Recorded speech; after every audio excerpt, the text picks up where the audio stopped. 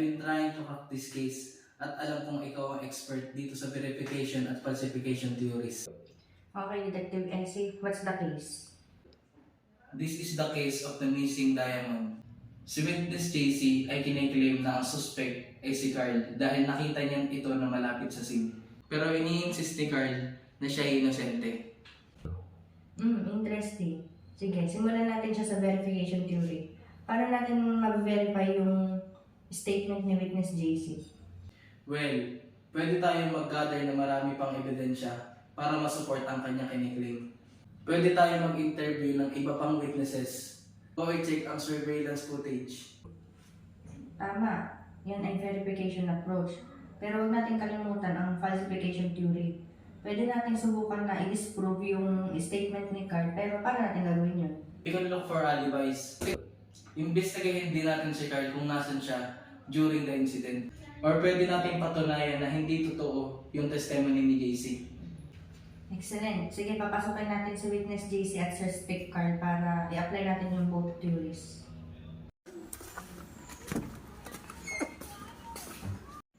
Detective Ezzy, sigurado ako nakita ko si Carl malapit sa pinangyarihan ng krimen nung nawawala yung hinahanap ng diamante. Sige, gamitin natin ang verification theory. JC, kaya mo bang magbigay ng karagdagang detalye para suportahan ang iyong testimonya? Well, hindi ko siya aktual na nakita na kinuha niya yung diamante yung hinahanap ninyo. Pero, nakita ko siya na umalis sa pinangyarihan ng krimen. Now, Carl, what's your side of the story? Detective, wala ako sa lugar na yan at kaya mo patunayan yan. That's a falsification attempt. Carl, meron ka bang alibi or any evidence na magsusupport sa sinasabi mo? Nandito ang saktong oras ng pag-text ko sa kaibigan ko at pwede siyang tumistigo para sa akin. Good.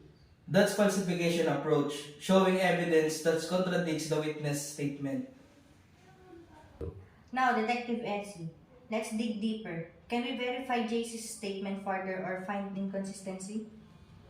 JC, are you absolutely sure it was Carl you saw?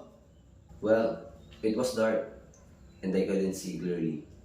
So, we have some doubt about the identification. That's verification approach. And Carl, can we find any evidence that contradicts your alibi?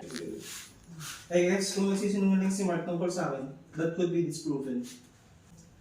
So, we need to verify Mark's statement, which is another verification attempt. Detective Ezzy, it's essential to balance both verification and falsification theories to find the truth.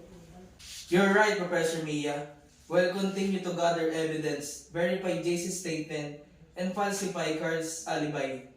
The truth is out there, and we'll find it by using these theories.